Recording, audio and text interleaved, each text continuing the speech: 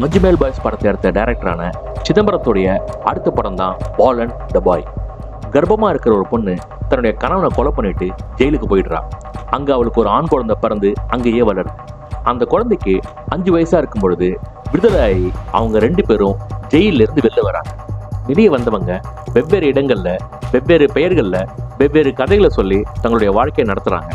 நீ என் பொண்ணு மாதிரி என் வீட்லயே தங்கிக்கோ அப்படின்னு சொல்ற பெரியவர்கிட்ட இருந்தோம், நான் உன்னை கல்யாணம் பண்ணிக்கிட்டு அந்த பையனை என் பையனா பார்த்துப்பேன் அப்படின்னு சொல்றவங்க கிட்ட இருந்தோம் உடனடியா விலகி வேற ஒரு ஊருக்கு ஓடிடுறாங்க. நம்ம 2 பேர் உறவுக்குள்ள புதுசா வேற யாரும் வரத நான் விரும்பல அப்படின்னு அந்த அம்மா அந்த பையன்கிட்ட சொல்றாங்க. இந்த சுச்சுவேஷன்ல அந்த அம்மாவும் பையனும் பிரிய வேண்டிய ஒரு சூழ்நிலை வருது. அதுக்கப்புறம் என்ன ஆச்சு அப்படின்னு சொல்றதுதான் இந்த படத்துடைய கதை. படத்துடைய மெயின் கேரக்டரான 5 வயசு பையனை நடிச்சிருக்கிற ஆதிசேஷன் அப்படிங்கிற குட்டி பையன் ரொம்ப சூப்பரான ஒரு பர்ஃபார்மன்ஸை கொடுத்துருக்கான்.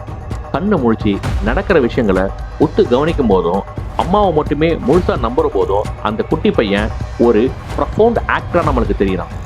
படத்தில் இருக்கக்கூடிய இன்னொரு முக்கியமான கேரக்டரான அந்த பையனோட அம்மாவா நடிச்சிருக்கிற ஃபர்சானாவுடைய பர்ஃபார்மன்ஸ் இந்த படத்துக்கு ஒரு பெரிய பிளஸ். படத்துடைய செகண்ட் ஹாஃப்ல வர டொவினோ தாமஸ் ஒரு டிஃப்ரெண்டான கேரக்டர்ல அசத்திருக்காரு.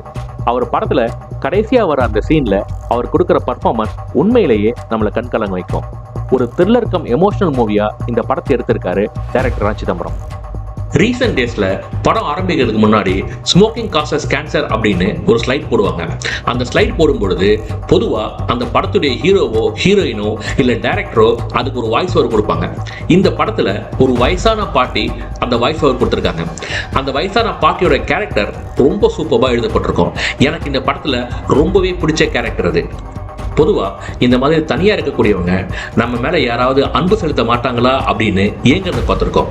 ஆனால் எனக்கு எந்த அன்பும் தேவையில்லை அப்படின்னு ஒரு பொண்ணு உதறி தள்ளிட்டு போறான்னா அவள் வாழ்க்கையில் நடந்த கஷ்டங்களும் ஏமாற்றங்களும் எப்படி இருக்கும் அப்படின்னு யோசிச்சு பாருங்க.